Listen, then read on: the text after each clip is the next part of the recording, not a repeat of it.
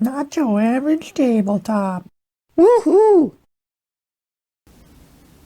Welcome back to Not Your Average Tabletop. I'm Zach. And I'm Pepper. And what are we doing today? We are giving our first impressions on Noctiluca? I'm not sure how to say it. I am not sure how to say it either. I say Noctiluca. I just know when I first saw the title, for some reason in my mind I was reading it as like Noctilia or something. I thought for some reason I thought there were like multiple L's and I didn't see the C. So I don't know how to pronounce it, but yeah, I've heard it pronounced. I think the Noctiluca and Noctiluca. So whichever way it's supposed to be pronounced, that's what we really mean when we say it. Yes. It'll be neither of those options. Right. It's probably something. Maybe it is Noctilia. The C is silent and it sounds like an L and an I. But yeah, this is from Shem Phillips, even, which does not look like a Shem Phillips game. And it's a Z-Man game. And a Z-Man game, so not even like the Garfield Sham. Wow. So sorry. Never thought of that. It'll be. I'll keep that in the brain. I know you for will. Later. I know you will because I think I love Sham's games a lot more than you do. But I think you like him. Yeah. But yeah, this is definitely feels different. I think this was an earlier one of his as well. At least it feels like that to me. I'm not sure. Yeah, I don't. You probably know more than. I don't. Even though I'd seen this one and was very interested in it, I didn't even realize it was a Shem Phillips game until I was looking at what other 95. My gosh, such a liar. When I was looking at like the games that he had helped design and whatnot, I saw this one. I was like, oh, I didn't know he did that one. And now I don't remember what date it was or what year it was or whatnot.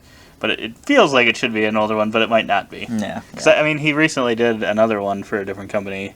Shelfie Stacker, I think, or something like that. That's right. So he's not always doing Garfield, but most of the time it seems like he does. But anyway, let's get into the actual game and how interested we were initially. I mean, what our thoughts were on getting the game. I don't know if you were as interested as I. I mean, I wouldn't have said I was like overly, really, really interested until I saw that it was a Shem Phillips game. Then my interest peaked a little bit more. It was always peaked a little bit when I saw the board with all these colorful dice on it. I was always like, I wonder, what that game's about and whatnot. But yeah, once I saw that, then it was it took it to that next level of, now I'm a lot more interested in this game. Yeah.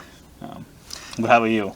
Yeah, I think kind of the same thing. I never knew it was Shem. I'd seen it a couple times, but once I heard that, I'm like, oh, cool, interesting. So I watched a playthrough and saw it, and I'm like, it doesn't feel, at least from what I see, like a Shem Phillips. And I was a little sus on it, but I was still decently excited because it seemed pretty easy to grasp and play, and something that I'd be interested in with dice as well. So kind of middle of the road expectations. Yeah, that's what I'd probably say because it seems like a little bit of a lighter game than some of the ones he usually puts out. So I was like, this might not be my favorite one, but it could still be a very solid game. And I wanted to kind of see his take on dice games since their next trilogy of the South Tigers. Is it South Tigers? East? No. Or East. It's the South Tigers, I think. Oh, yeah. Maybe. I forget. Whatever trilogy it is, I know it's supposed to be a little more dice-based. Yep. So I was like, maybe I'm not saying that he has any. I'm not saying that this has anything to do with any of those games, but maybe there was some inspiration between the two, amongst one of the three with this one. But I am not sure.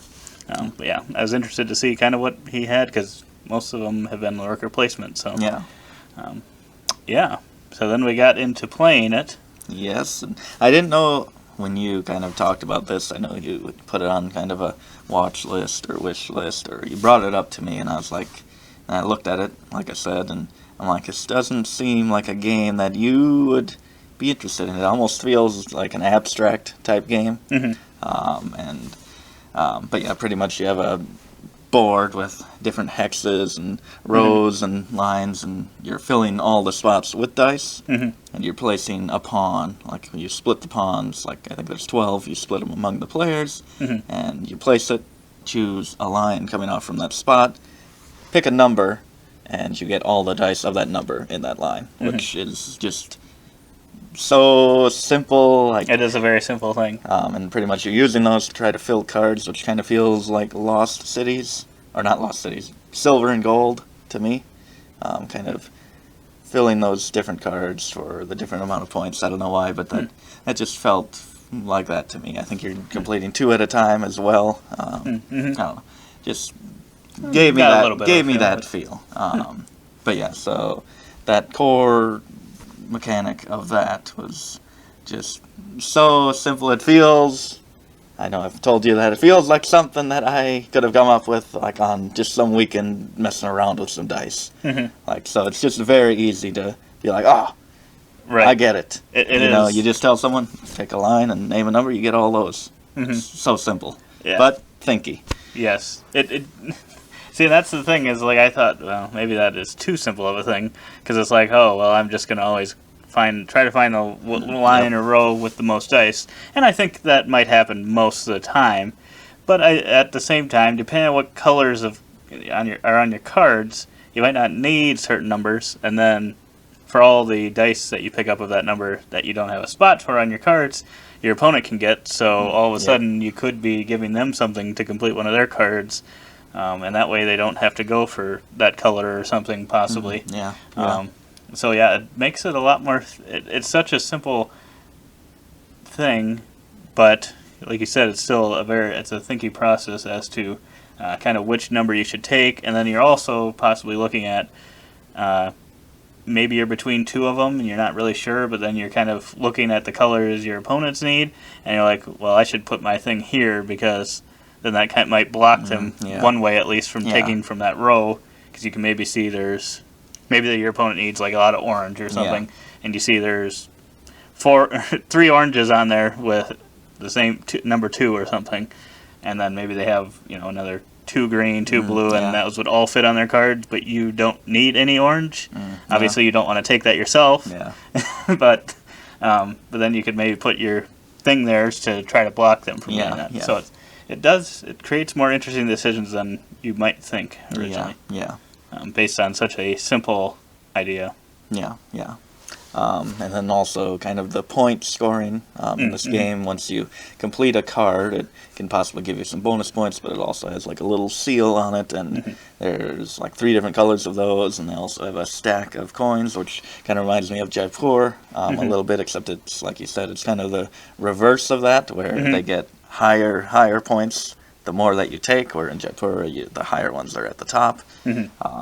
So the more you complete, the more valuable they become, but also whoever has the majority of those tokens at the end will get all the rest of them, the remaining ones, face down for 1 point. So the more you get, the more points you get in there, the more likely you are to win the majority, but the less points you're going to get for winning that majority, which is a very neat, simple, easy to understand scoring mechanism. And it also, like, in that way, if the stack is low enough where it's still like worth a lot of points to complete one, it gives your opponents a reason to still, even if they don't have any chance. Say you already had 3 or 4 of them and they only had 1, and you could tell the game was it was drawing closer to the end. Like, most of the time it's like, well, I'm not going to win the majority, so I'm not going to get those extra ones. Why go for another one? But now here you could still potentially, by completing one of those, not only score maybe more points than you would have at the beginning of the game, but also take 1 point away from that opponent that was going to. So it's a very interesting. I really find that interesting. I don't know how many games use that. I don't know if I've seen it. I don't. For some reason, I was thinking of a different game, but now I can't think of it. But I don't know if I've seen anywhere. Once you win the majority, you kind of flip points over to just make them 1 point apiece, which I thought was really cool. A really cool thing as well. So just a couple of cool things that work together pretty well. I think that's pretty much the whole game. It's just a few very simple things that I think work together very well and give you a lot of thought, a lot of thinking to do in the game, even though it is so straightforward. So for a first impression rating, I'll probably give this one maybe an 8.5, I'll say. I really enjoyed it. I think I'm more into the abstract type of feels here than you, and this gave me a little bit of that, and a little bit of Jaipur, a little bit of Silver and Gold, both games that I really love, and yeah, I still think, even though it is thinkier than you would expect based on the mechanisms, I still think it's a filler game. I would consider it so. just kind of high level filler. Yeah, I would agree, and yeah, I'd probably give it an 8 to 8.5 myself for a first impression. I really enjoyed those thinky things, but I feel like they were thinky, but they're not like that thinky. I don't know. It's more looking around at all the options, trying to figure out what's best, but when you do, there's no question you're going to do that, unless you do want to kind of obstruct the opponent a little bit. Right, and then it's in a way, too, it's kind of like another game that I love in a little bit of a way, not quite, but Five Tribes is one that I really like, and it's one that you start with a lot of options, and as it goes on, your options get limited. Yes. Well, but this one then gets refilled again, and then. But I mean, that same feeling of, like towards the beginning, you might be thinking a little bit more, but then you kind of. So once people put the pawns in those places, you can't use that specific one anymore. So then it gives you less and less choices, which makes the game kind of speed up too as things go on. Yeah, I didn't think of that. That's a good shout right there. So 3 great games that it comes from. Put it on the box. Maybe it inspired all 3 of them. This is Five Tribes, Jaipur, and Silver and Gold. In one box. Throw those in the garbage. And just play this one. No, it met my expectations and exceeded them a little bit, I think so. Yeah, I look forward to playing this one some more. Yeah, me too. So yeah, that is Noctiluca, whatever it may be. If you've made it this far and liked the video, please give us a thumbs up. Noctiluca of the South Tigris. We can only hope. I mean, just based on this, I'm a little, I really like the worker placement as other games. I like how the dice worked in this one. If there's any kind of putting those two things together, I'm ready for those games. And of course, he already teased, I think, all 3 of them, the names of them, so looking forward to that. But yeah, if you want to see other first impression videos, make sure to subscribe so that you'll get the alerts when those come out.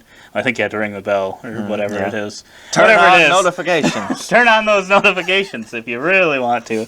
But otherwise, we hope to see you on the next one. And as always, don't forget to keep on nibbling on our content.